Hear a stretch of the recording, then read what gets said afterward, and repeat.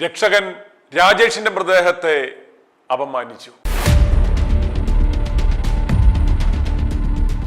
കണ്ണൂർ ചെറുപുഴയിൽ പ്രളയ രക്ഷാപ്രവർത്തനത്തിനിടെ ജീവൻ നഷ്ടമായ രാജേഷിന്റെ മൃതദേഹത്തോട് കനത്ത അനാദരവ് കാട്ടിയെന്ന പരാതിയിന്മേൽ കളക്ടർ അന്വേഷണം പ്രഖ്യാപിച്ചു.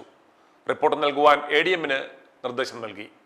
കണ്ണൂർ ഗവൺമെന്റ് മെഡിക്കൽ കോളേജിൽ നിന്നും പോസ്റ്റ്മോർട്ടം നടത്തി ചൊവ്വാഴ്ച രാത്രി 8:30-നാണ് രാജേഷിന്റെ മൃതദേഹം വിട്ടു നൽകിയത്.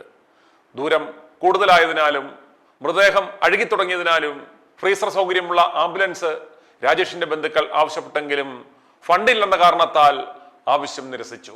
തുടർന്ന് ഫ്രീസർ സൗകര്യമില്ലാത്ത മെഡിക്കൽ കോളേജിലെ ഒരു പഴയ ആംബുലൻസിൽ കൊണ്ടുപോകുവാൻ ബന്ധുക്കളോട് പറയുകയായിരുന്നു. ഇതിനെ തുടർന്ന് ഫ്രീസർ ഇല്ലാത്ത ആംബുലൻസിൽ പുറപ്പെട്ടെങ്കിലും ദുർഗന്ധം അസഹനീയമായതിനാൽ ചാവക്കാട് വെച്ച് ഫ്രീസർ സൗകര്യമുള്ള മറ്റൊരു ആംബുലൻസിലേക്ക് മൃതദേഹം മാറ്റി തിരുവനന്തപുരത്ത് എത്തിക്കുകയായിരുന്നു.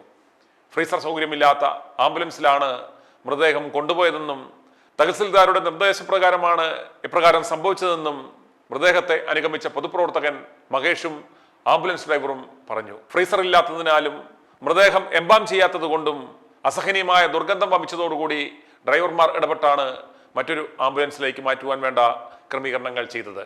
എംബാം ചെയ്യാതെ ഫ്രീസർ സൗകര്യം പോലും നൽകാതെ പൊതിഞ്ഞുകെട്ടിയ ആ മൃതദേഹം ചീർത്തു വീർത്ത അവസ്ഥയിലായത് കാണുക. ഈ ദൃശ്യങ്ങൾ പുറത്തു വന്നതോടുകൂടിയാണ് ഈ ഗുരുതരമായ അനാസ്ഥ പുറം ലോകം അറിയുന്നത്.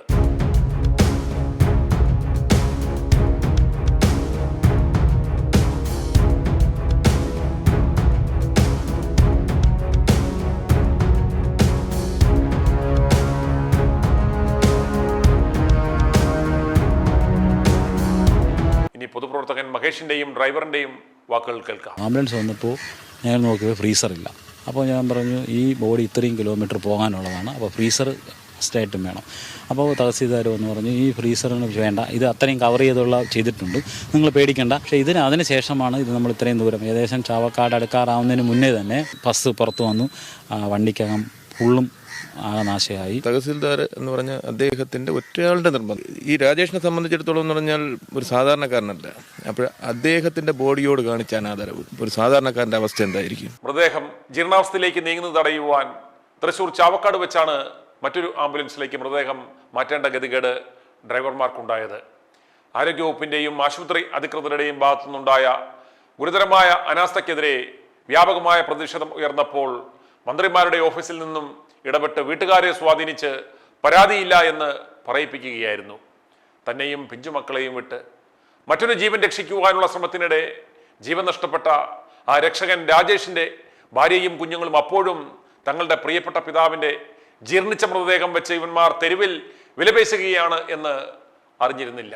എൻ്റെ രാജേഷ് ഏട്ടൻ ഞങ്ങൾക്കൊരു അത്താണിയായിരുന്നു.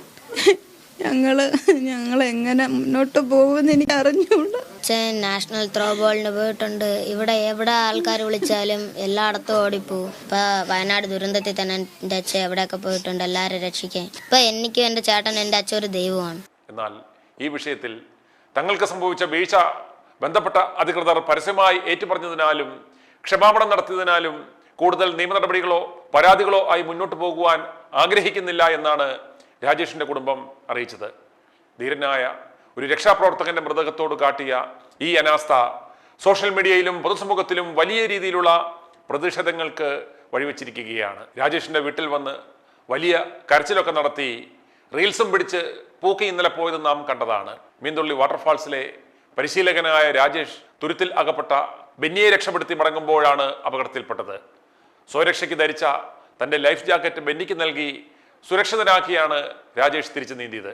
പക്ഷെ അതിനിടെ ഒഴുകിൽപ്പെടുകയായിരുന്നു. തിരച്ചിലുകൾ നടത്തിയെങ്കിലും പ്രതീക്ഷകളെല്ലാം വിഫലമായി അദ്ദേഹത്തിന്റെ മൃതദേഹം കണ്ടെത്തുകയായിരുന്നു. വാ തുറന്നാൽ നുണ മാത്രം പറയുന്ന, മരണവീട്ടിൽ പോലും റീൽസ് പിടുത്തവും PR-ഉമായി നടക്കുന്ന ഈ പൂക്കിയലെ യഥാർത്ഥ ദുരന്തം. i2i News, an eye for truth. i2i News subscribe ചെയ്തിട്ടില്ലാത്തവർ ഇപ്പോൾ തന്നെ സബ്സ്ക്രൈബ് ചെയ്യുക. നോട്ടിഫിക്കേഷൻ ലഭിക്കുവാൻ ബെൽ ബട്ടണും അമർത്തുക.